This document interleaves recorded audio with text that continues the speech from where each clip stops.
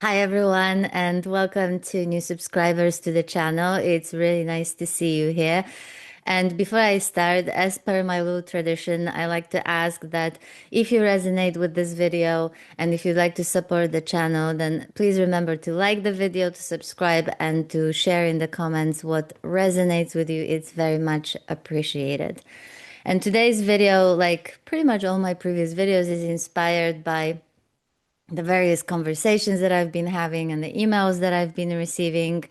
And recently, something that's been coming up has to do with enlightenment, but even more specifically, people have been sharing with me their insights, the things that they've experienced, the different profound shifts over the past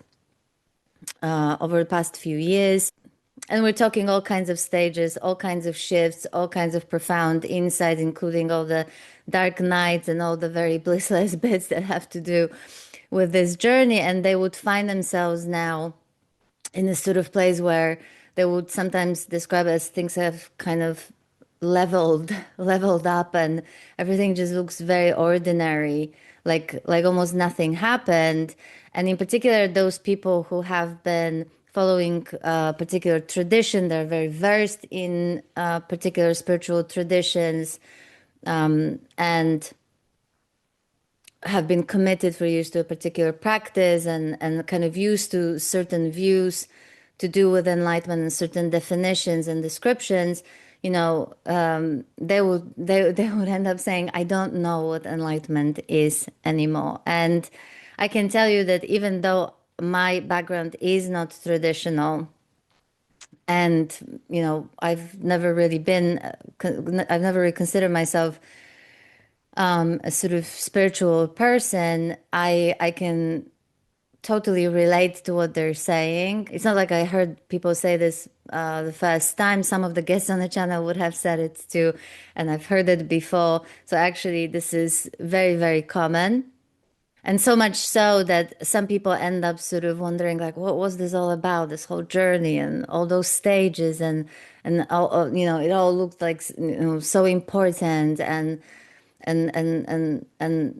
complex, and now it's almost like nothing really ever happened, and everyone will have their own version of that, and everyone will describe it differently. And so I thought I'll share some thoughts on the subject and why I can relate to this. Before I start, I want to make something very clear that I am no expert or authority on enlightenment, especially when it comes to the spiritual concepts or spiritual traditions. I do have an idea as to, like, a general idea of how different traditions define enlightenment, but this is not what this video is about.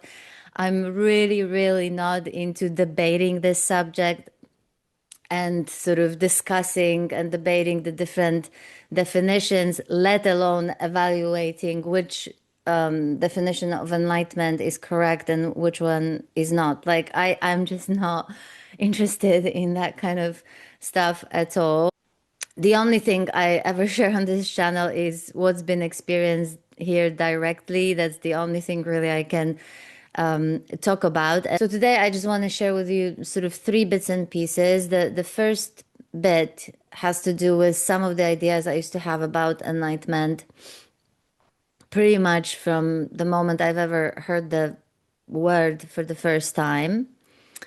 Then I'll talk a little bit about the shift and stages that I've experienced, and then I'm going to talk about what I can only refer to as realization, for lack of a better word, and I'll talk about it because it was very different and why it was different from all the previous shifts, and how it really kind of dismantled all those ideas that I used to have about enlightenment. So even though I come from no traditional background and I've never really read extensively on the subject, my view of enlightenment, very generally speaking, was that it was something that first and foremost had nothing to do with ordinary people, and it had nothing to do with ordinary life.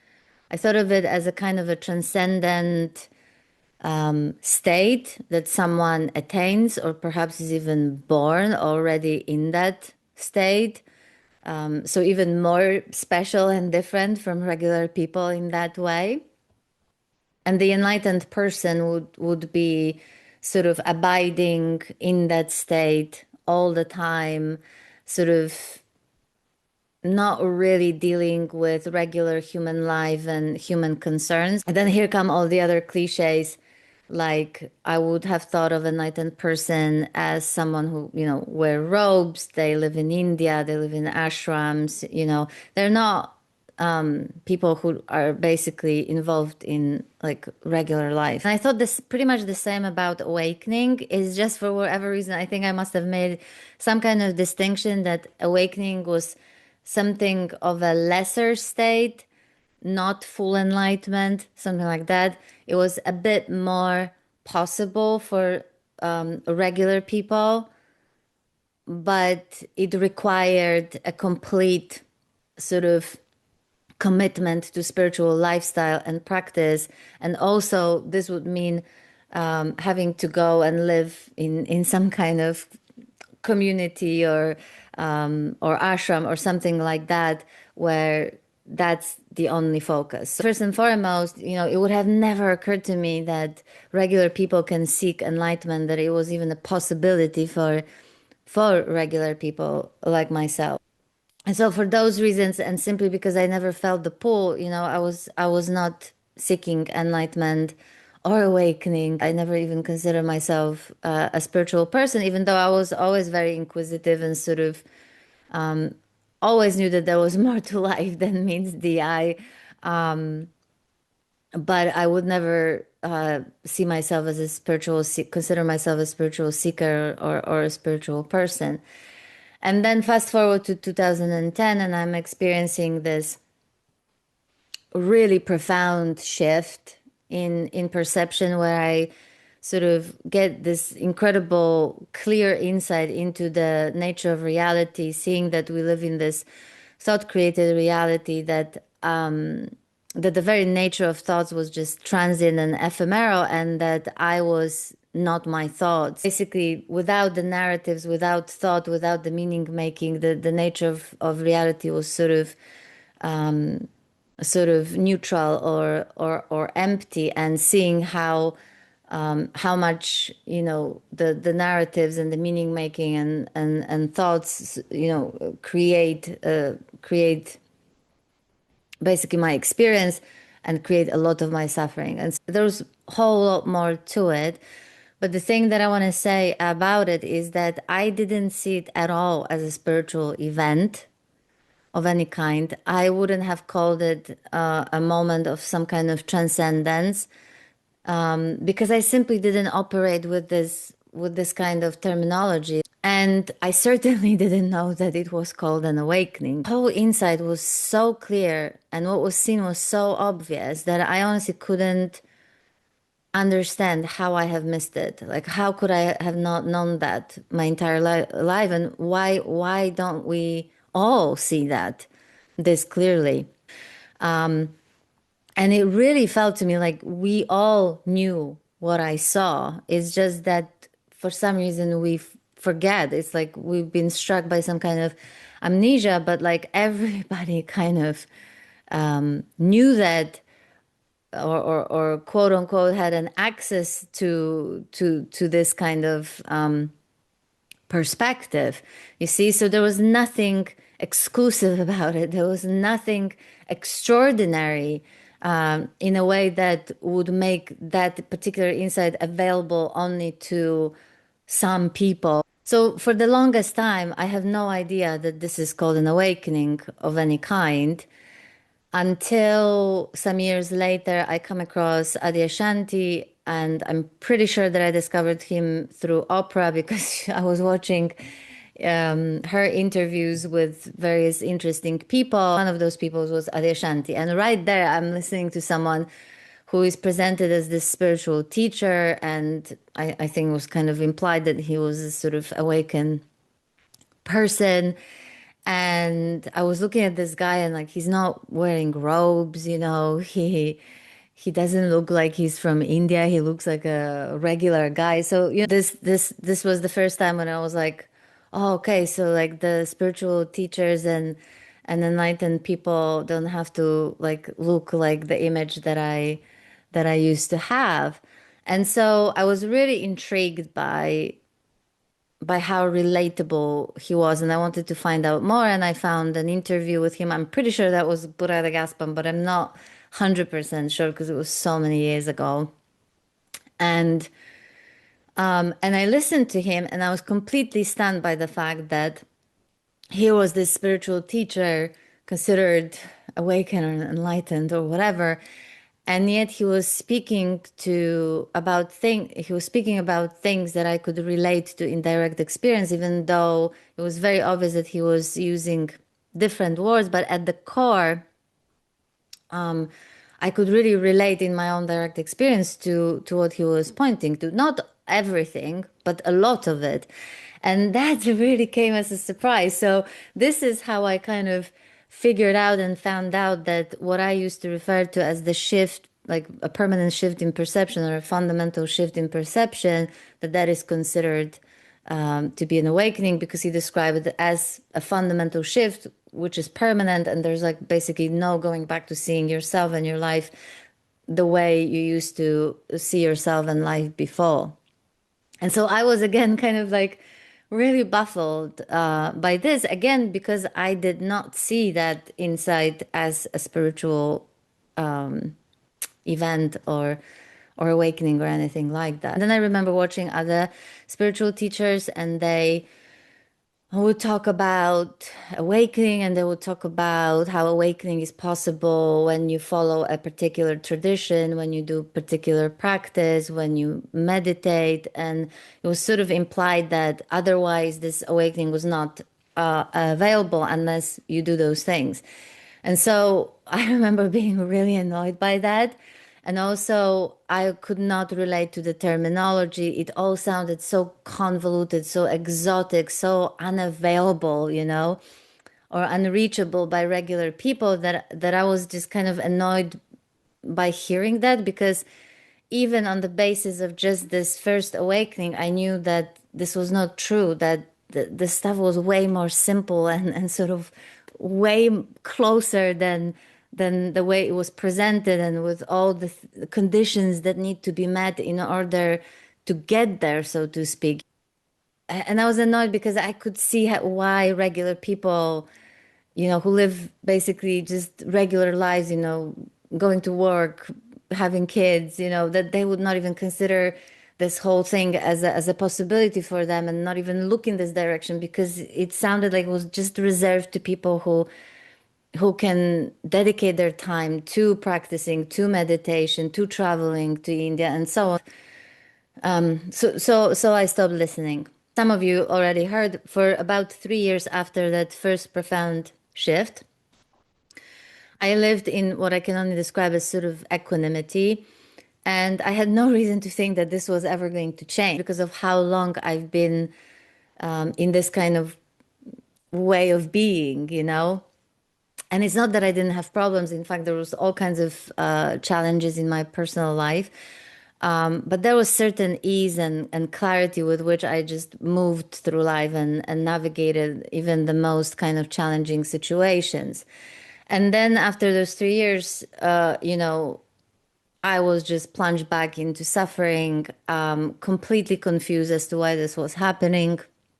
And and there's this sense that whatever I saw, that shift and what I experienced was kind of lost. Something was gone, something was lost.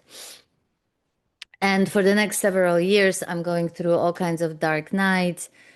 I don't really understand. I'm very confused. I don't understand why I'm suffering, and I'm kind of in and out of it, and living with that sense of, got it, lost it, kind of a thing that I'm sure many of you would can relate or heard other people talk about.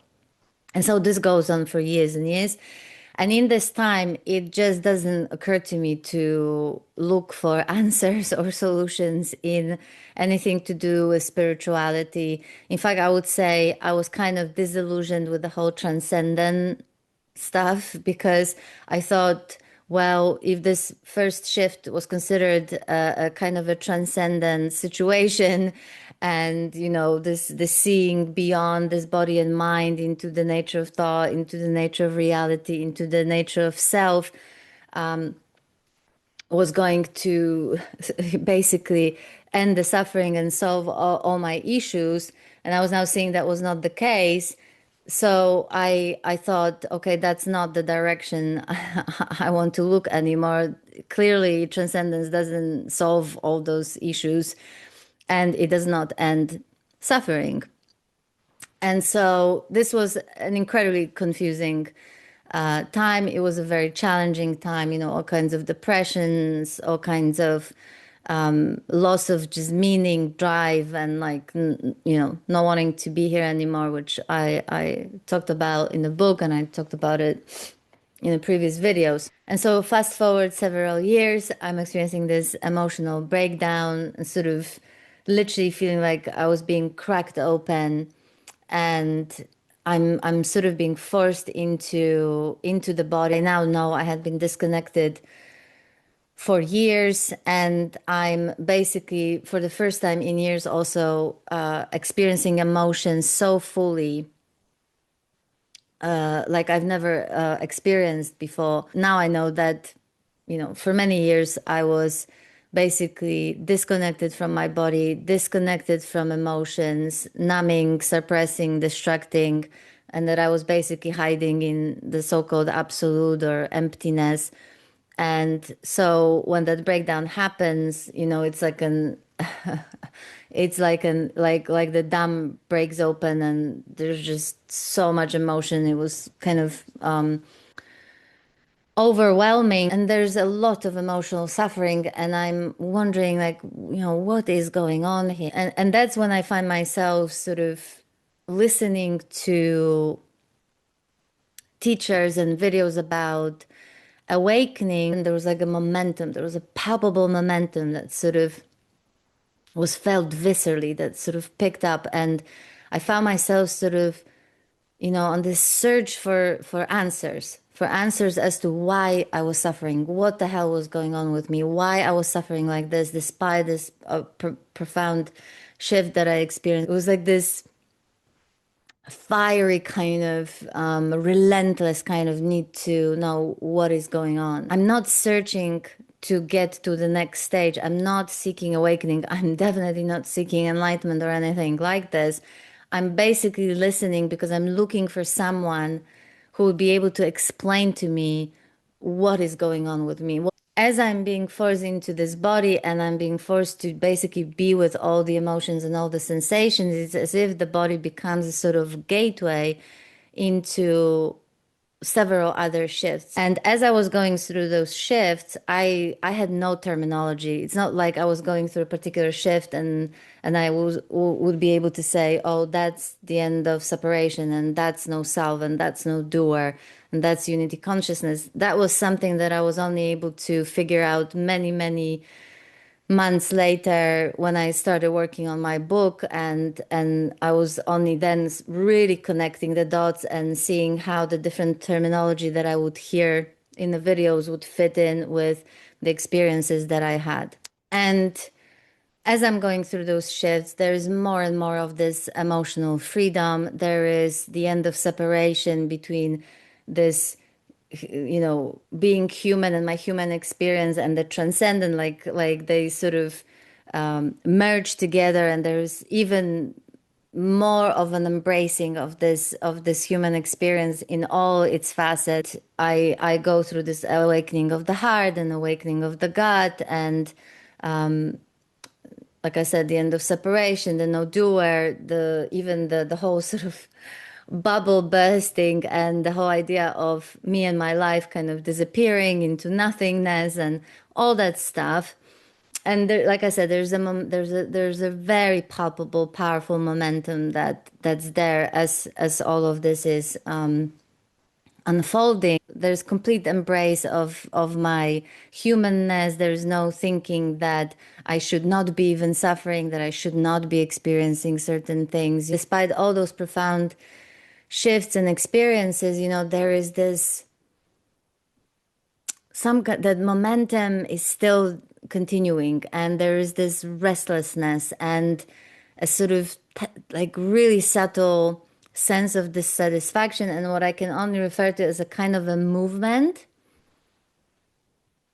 that still looks for something, that still looks for some kind of an endpoint, that still looks for some kind of different reality to the one that's right here, that looks for something different other than this moment and this experience exactly as it is. Until one day that movement comes to an end. And honestly, anything I'm going to say from now on, literally all the words are completely inadequate, and it's really best to just treat it as one massive metaphor. And there are several reasons why this moment was so different to all the previous shifts.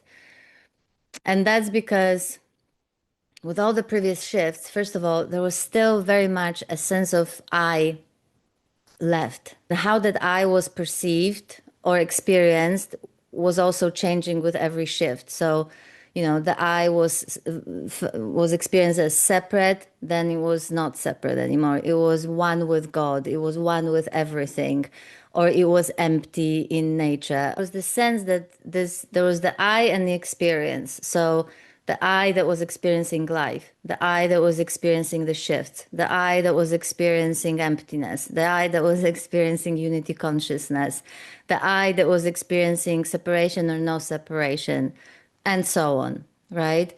And so what was so different about this moment where this movement came to an end, and with it the momentum for the first time, was that the distinction between the I and the experience collapsed. So all that was left was just an experience. It was also so different because the distinction between the formas and the form, the illusory and the real, the transcendent and the non-transcendent sort of collapsed. And what was left was just this ordinary this. And so with that, this whole idea of a separate someone who attains some kind of a state that's separate, that's called an enlightenment or awakening or whatever, like this whole idea also kind of collapsed and was seen as basically just a story. At that point, everything ever said about awakening or enlightenment really looked like one massive fabrication. This whole idea of enlightenment or awakening as a state that's sort of separate, that one attains, like all of this went, and everything to do, even the journey of awakening, the stages, the progress, the shifts, like all of it, all of a sudden sort of was seen as a story. It doesn't surprise me that in the emails that I've been receiving, and also hearing some people even on YouTube say things like, forget all the teachings and all the stuff that is said about awakening, like it's all way more simple, it's way more direct, it's right here, and so on. I understand where they're coming from, and for a moment it becomes kind of a stance, but even that goes. In this, nothing is rejected and nothing is held on to. So it's no reason to not talk about awakening. It's no reason to not talk about the journey or the stages or anything like that. And so the fact that we experience this as a journey, the fact that we experience the stages, the shifts, and the I that changes, and the view of reality that changes, all of it is part of this. There's nothing here that needs to be rejected. The other thing that's so different about the previous shifts and this realization, for lack of a better word, is that before, with every shift, the way the reality was perceived was also shifting, So the reality would be seen, let's say, as empty. The reality would be seen as a matrix, an illusion, thought created. The reality would be all love or all God, or or nothingness or something like that. It was possible to sort of describe those different experiences of those different realities, that how the reality would have been experienced was also changing, and it had sort of certain qualities. Whereas what remained when that distinction collapsed, and I can only refer to it as this, even though it's not a thing, is that it is completely self-evident, completely obvious, and yet there's absolutely nothing that can be said about it. There's no conclusion to arrive at about it. It's not a landing place. It's not a destination.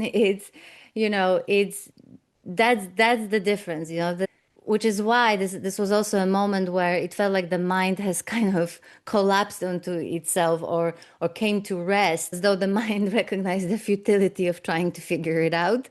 And so it sort of gave up on itself, and there was just this left, and no need to for the mind to know what this is or isn't, and so on. Everything appears exactly as it is, which is like, this microphone is a microphone, this camera is a camera, this plant is a plant, my garden, the cat, the neighbor's cat, is just this, everything is this. The one thing that resonates with me when it comes to things that's been said about enlightenment is that this is ego's biggest disappointment.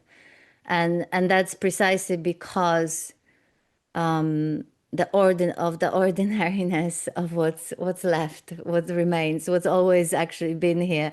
And that is almost hard to believe that it's got anything to do with enlightenment, when enlightenment is seen as this kind of, exalted, transcendent state. An enlightened person as this special, spiritually superior person in comparison to others, like, and with all the kind of spiritual superiority attached to different stages and progress, like all of that just goes. All those ideas sort of go. And to conclude this video, I'm going to read one of my favorite quotes by Bernadette Roberts, which very succinctly managed to articulate something that it took me, I think, at least half an hour to get to. I'm convinced we continually see this reality all our lives, but do not recognize it because it's so usual, common, and ordinary, that we go off in search of more tantalizing experiences more gratifying to the self. And that's it. Thank you so much for watching. Take care. Bye.